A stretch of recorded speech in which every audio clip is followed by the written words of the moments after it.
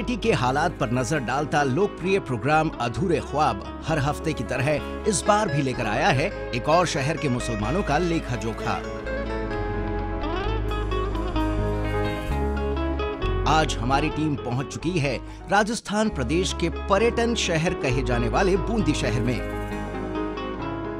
ये देखने कि यहाँ के मुसलमानों के क्या हालात हैं और प्रदेश की नई सरकार ने पिछले 1 साल में इनके हालात बेहतर बनाने के लिए कुछ ठोस कदम उठाए भी हैं या नहीं।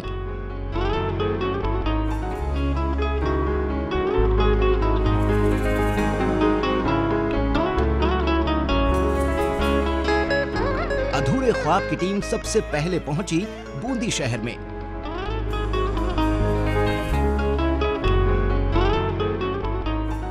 कुछ साल पहले भी हमारी टीम यहाँ आई थी, तब समाज के हालात ज्यादा बेहतर नहीं थे, पर आज हालात बदले हैं। समाज में न सिर्फ जागरूकता आई है बल्कि शिक्षा के प्रति भी तेजी से रुझान बढ़ा है।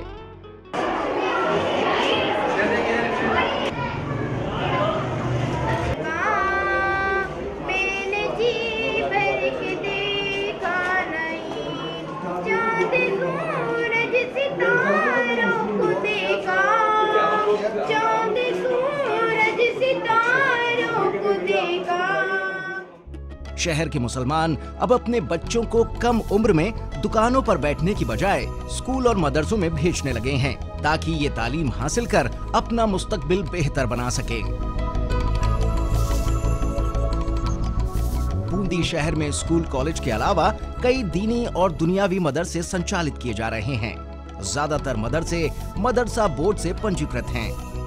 कुछ मदरसों की हालत बहुत अच्छी है तो कुछ मदरसे आज भी ऊपर वाले के भरोसे चल रहे हैं।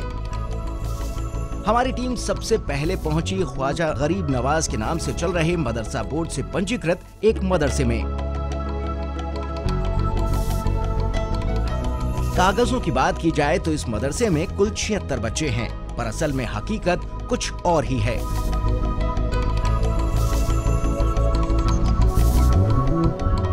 मदरसा बोर्ड से इस मदरसे को 6 पैरा टीचर्स के अलावा और कुछ नहीं मिला। यहाँ पढ़ने वाले बच्चों के पारिवारिक हालात ऐसे नहीं हैं कि वो अपने बच्चों को यूनिफॉर्म, कॉपी किताब और पेंसिल जैसी जरूरी चीजें मुहैया करा सकें। सभी चीजों की दरकार है यहाँ के बच्चों को। ये 74 बच्चे हैं, बाकी ये ना बहुत ही गरीब बच्चे हैं। ये अपने कामों में ही लगे रहते हैं, घर में रहते हैं तो इनकी माँ कहती है कि चूड़े लगा लो, तो वहाँ रुक जाते हैं बड़े बच्चे, तो छोटे बच्चे ही आ पाते हैं यहाँ पे, तो बड़े तो आते ही नहीं हैं। हम बार बार जाते हैं तब भी बहुत कम आ पाते हैं। यहाँ पे केवल पोशाहारी चलता है, इनके लिए न यूनिफॉर्म है न कुछ है, इनकी इतनी व्यवस्था नहीं है जितना होना चाहिए। तो मदरसों में अगर और पैसा आए तो इनकी और मदद हो सकती है, तो ये अच्छी तरह और पढ़ जाए। फैसिलिटी में पोशाहार तो मिलता है, किताबें वगैरह भी मिलती है, लेकिन जैसे इन्हें ड्रेसेस वगैरह ये, और हाँ जो मदरसे मतलब अच्छी वेल बिल्डिंग है उनको मतलब कंप्यूटर वगैरह ये सब की सुविधा भी रहती है, लेकिन और बाकी और कोई सुविधा नहीं है। जैसे कोई मेडिसिन वगैरह मिलती है और ड्रेसेस वगैरह मिलती है। यहाँ पे ज़्यादा गर्ल्स ही आती हैं क्योंकि पास है ना ये मदरसा, इसलिए। और बच्चों को मतलब लड़कियों को तो दूर भेजना ही नहीं चाहते हैं उनके माँ बाप, बस पास में जाए तो वो छोटे भाई बहनों को भी लेके आ जाती हैं, वो भी पढ़ लेते हैं और वो भी पढ़ लेती हैं ऐसे। तो इस मदरसे से तो लड़कियों को तो बहुत फ़ायदा हुआ है, लड़कियों का तो काफ़ी रोशो पड़ा है यहाँ पे। सरकारी जो घोषणाएं हैं वो ज़मीन हकीकत पे नहीं है। भारत सरकार ने भी 200 करोड़ और राज्य सरकार ने भी 100 करोड़ की घोषणा करी है, लेकिन ज़मीन हकीकत पर देखा जाए तो बच्चों को बैठने के लिए पर्स की व्यवस्था नहीं है। वो पैसा अभी ज़मीन हकीकत पर सरकार की योजना अभी आने लगी नहीं, लेकिन मुझे ऐसा लगता है कि जब सरकार ने ये सब पैसा 200 करोड़ और 800 करोड़ रुपये की घोषणा मदरसा बोर्ड के लिए की है, तो ऐसा लगता है कि आने वाले टाइम पर तो जो आप लोग देख रहे हो सकता है सरकार हमारी इस ओर देखे। यहाँ से निकलकर हमारी टीम पहुंची ब्रह्मपुरी स्थित बड़े मदरसे में। पिछली बार भी हमारी टीम इस मदरसे में आई थी और यहाँ के तालीमी हालात आप तक पहुँचाए थे। तो आइए देखते हैं पिछले कुछ सालों में क्या बदलाव आया है यहाँ और कितना आगे बढ़े हैं यहाँ के बच्चे। दीनी और दुनियावी तालीम देने वाले इस मदरसे की खास बात ये भी है, यहाँ लड़कों के मुकाबले लड़कियों की तादाद ज्यादा है, यानी समाज में अब लड़कियों की तालीम पर भी जोर दिया जाने लगा है।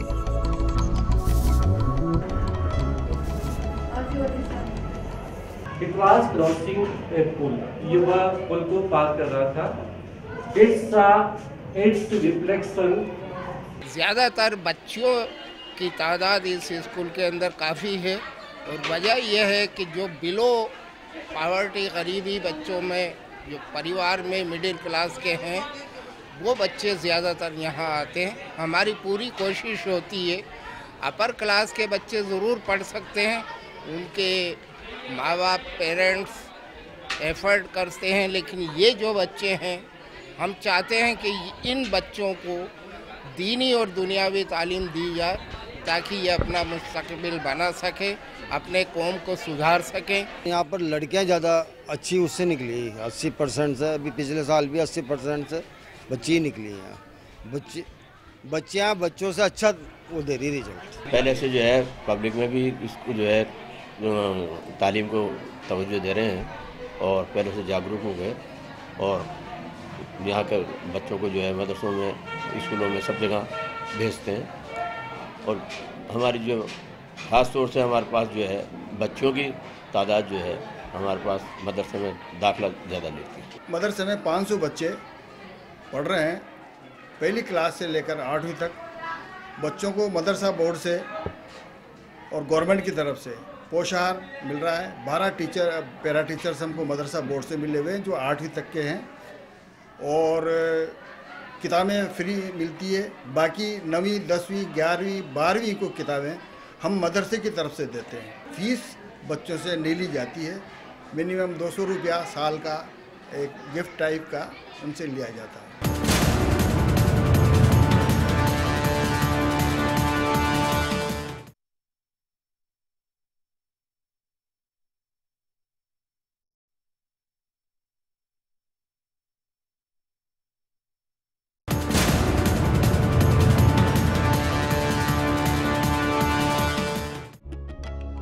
मदरसा बोर्ड की तरफ से 12 पैरा टीचर्स दिए गए हैं. साथ ही कंप्यूटर शिक्षा के लिए अलग से कंप्यूटर टीचर भी दिए गए हैं ताकि समाज के बच्चे और बच्चियां पढ़ लिख कर तरक्की की राह पर आगे बढ़ सकें. यहाँ पे पढ़ाई बहुत अच्छी है और मुझे सब्जेक्ट मैथ बहुत पसंद है और साइंस भी बहुत अच्छा लगता है और पढ़ाई सब बहुत अच्छी है. यहाँ पे कंप्यूटर बहुत पसंद है. कंप्यूटर में पेंटिंग वगैरह करना बहुत पसंद है. मैं बस से ना पढ़ के और वकील बनना चाहती हूँ.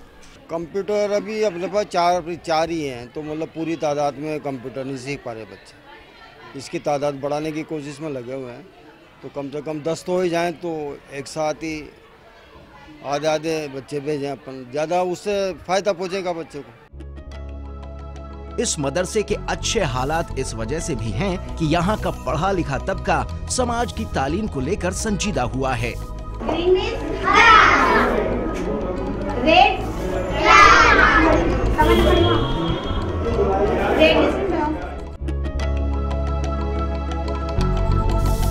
आज के दौर में बहुत ज़रूरत है.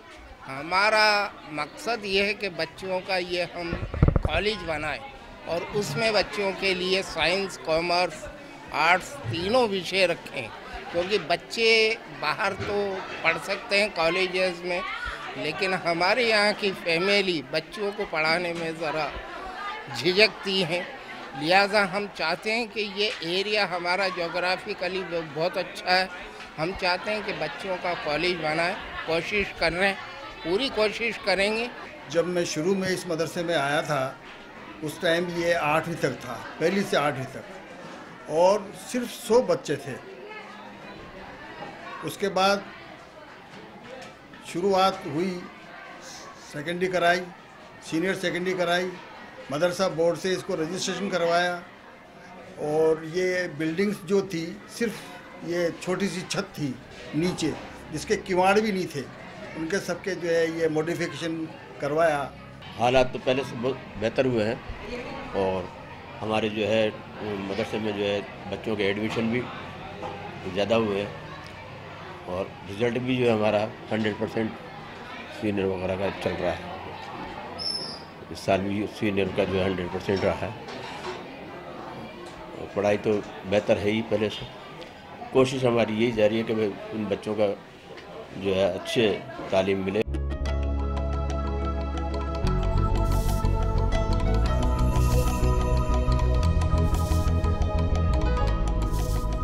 शहर के मुस्लिम क्षेत्रों की बात करें तो यहाँ साफ सफाई के इंतजाम पहले से बेहतर हुए हैं। हालांकि कई इलाकों में आज भी गंदगी पसरी है। अब जरा गुरु नानक कॉलोनी के हालात भी देख लीजिए।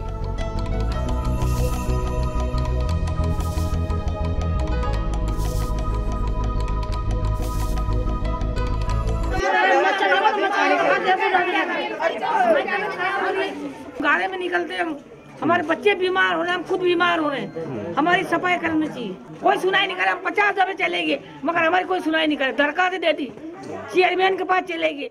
ये पानी बहुत ज्यादा भर जाता है। उधर नली निकालो, बड़ा नाला निकालो उधर। ये परेशानी बहुत है। मच्छर से बहुत परेशान हो गए, बीमार है हम। अधिकतर लोगों के घर के कोई बच्चे, कोई बूढ़े, कोई अस्पताल में आज भी इसी गली के 3 व्यक्ति अस्पताल में भर्ती है। उसका मेन वजह है कि आप खुद देख रहे हो, आपको ये जनता देख रही है कि किस हालत में ये रह रहे होंगे। मच्छर डेंगू का यहाँ प्रकोप बहुत ज़्यादा फैल रहा है। ये बूंदी का सबसे दयनीय और सबसे गंभीर स्थिति जो है इसी वार्ड है। पहाड़ का जो पानी आता है वो टोटल उधर से उधर गुजरता है। लेकिन मेरे 4 साल के कार्यकाल में मैंने खुद ने वहाँ पर मौके पर गया हूँ और जेसीबी लगाकर जहाँ जहाँ भी पानी की रुकावट थी उसको खुलासा किया है। 4 साल से आज पानी की व्यवस्था नहीं है जो पहले पानी भरता था। आम रास्ते लोग यहाँ तक परेशान हो गए थे। क्या यदि अगर मैं उसको सफाई नहीं करा कर पानी को नहीं निकालता, उसका निकास नहीं करता, तो वहाँ पर आदमी लोग मकान बेचने लग गए थे। तराई क्षेत्र कहे जाने वाले इस इलाके में पहाड़ों का पानी जमा होता है, जिससे यहाँ के हालात बद से बदतर हो जाते हैं। लोगों की शिकायत है कि यहाँ से पानी निकासी का कोई पुख्ता इंतजाम होना चाहिए। बहुत परेशान हो रहे नालियों से, क्योंकि सारी नालियों के इतने दूर से मोड़ रखा है इस पानी को जो सारा इधर आता है। और अभी तो कम आ रहा है। जरा सी बारिश गिरने तो 10 मिनट पानी आ जाता नहीं बारिश में, जिससे तो अंदर घुस जाता है। मेरा तो जिसमें अंदर ही चला जाता है। इतने परेशान है इससे। पास में जो पीछे देख रहे हैं ये एक गड्ढा था जिसका पानी पहाड़ों का, नालियों का यहाँ इकट्ठा होता है। इसका जानबूझकर कुछ लोगों ने, पैसे वाले लोगों ने बड़ी बड़ी नाले इसमें दे दिए। इसका परिणाम ये हुआ कि ये ज़्यादा भराव क्षमता से ज़्यादा हो गई। मेन सबसे बड़ा रीज़न है इसका कि यहाँ कोई निकासी का जो रास्ता है इस तलाई का नहीं है। हमने 2 करोड़ रुपए का प्रस्ताव बनाकर राज्य सरकार को भेजा हुआ है और उस नाले को अगर जो सीधा डाइवर्ट हो जाएगा तो तलाई में पानी आना बंद हो जाएगा। जो पहाड़ का पानी आता है वो तलाई में बंद होकर बाहर होकर निकलने लग जाएगा। लेकिन वो पैसा आने के बाद हम उसको डाइवर्ट कर देंगे। बूंदी में टूटी सड़कों का भी बड़ा रोना है। हालांकि ज्यादातर सड़कें ठीक ठाक है, पर जो सड़कें टूटी हुई हैं उनको ठीक कराना भी एक बड़ा मसला है। इसकी वजह है कि यहाँ का ज्यादातर क्षेत्र वन विभाग के कब्जे में आता है। उन इलाकों में रोड भी बनाए, नाली भी बनाई है। कोई वैसी दिक्कत तो उन्होंने हम मदद की। जहाँ पर पॉपुलेशन है कोई हमें दिक्कत नहीं आई। और जहाँ हमने फॉरेस्ट वालों को भी समझाया, भाई जब आप मकान को नहीं रोक सकते तो मूलभूत सुविधा से भी हम उनको वंचित नहीं कर सकते।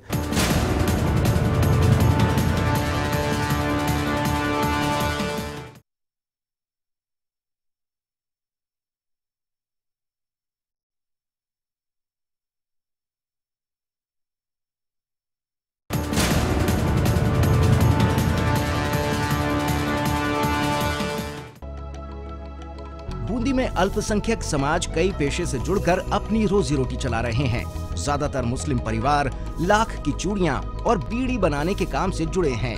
खास बात यह है कि ये लोग अपने काम के साथ साथ बच्चों की तालीम पर भी अब खासा ध्यान दे रहे हैं। मैं तो बीड़ी बनाती हूँ, मेरी बहू भी बीड़ी बनाती है और भैया ने दुकान लगा रखी चूड़े की। चूड़ा बनवाता है। पोती पढ़ाई कर रही है, एक पोता पढ़ाई कर रहा है, एक पोता चूड़े बनवाता है। हमारे बच्चों को, हमारे भतीजे दोनों को अच्छी तरह से पढ़ाई शिक्षा दे रहे हैं और जितना भी सपोर्ट हो सकता है वो सपोर्ट हम उन्हों के लिए कर रहे हैं। अच्छी बोर्डिंग स्कूल में पढ़ा रहे हैं, अच्छे से अच्छा कर रहे हैं उन्हों के लिए।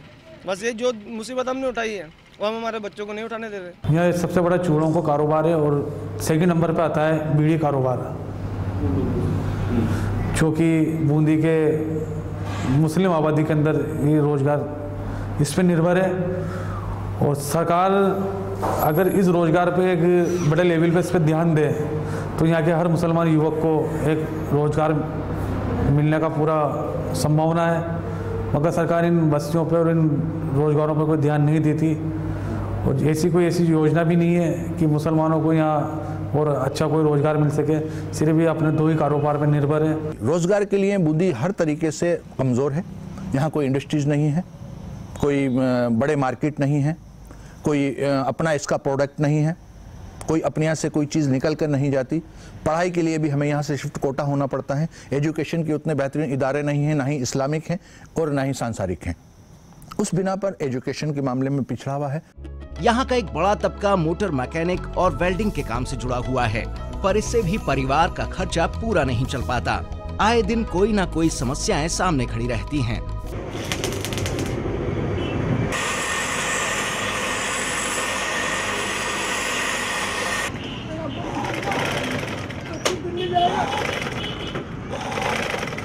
वेल्डिंग का काम सर मुझे करते हुए आज 10 साल हो चुके हैं।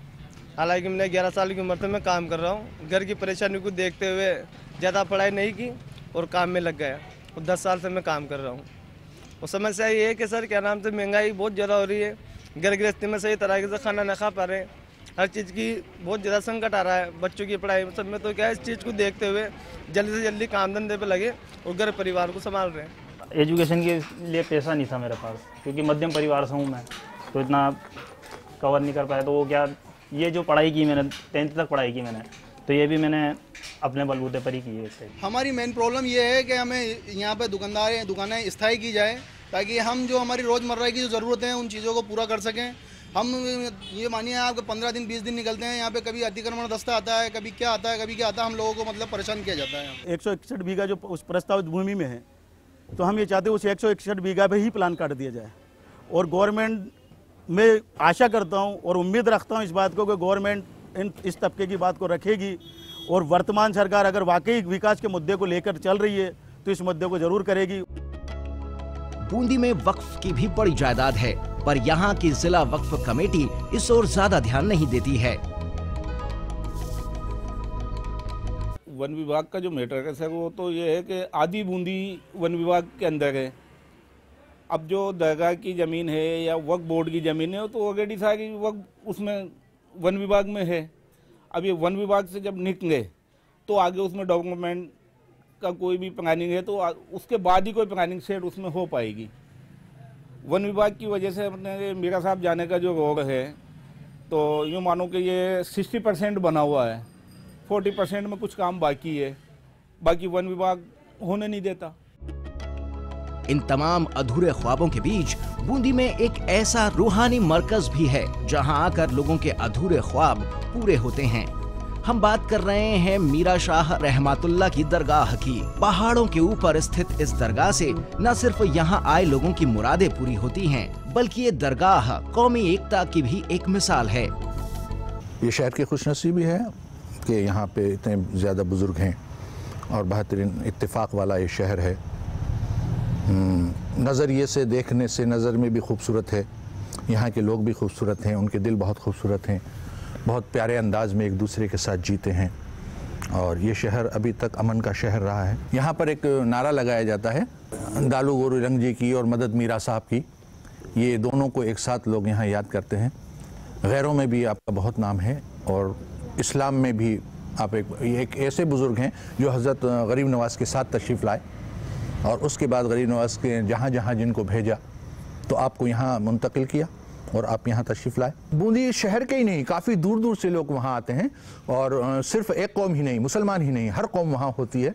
सबकी सवामनी वहाँ होती हैं, नियाज़ें वहाँ होती हैं, और अक़ीदतमंद जो हैं वो फ़कीर किसी कौम का नहीं होता, ये भी एक मसला है। वहाँ जो अक़ीदत से जाता है, जो प्यार से जाता है, उसकी मुरादें पूरी होती हैं। ये लोग इंसानियत के लिए काम करते हैं, किसी कौम के लिए काम नहीं करते।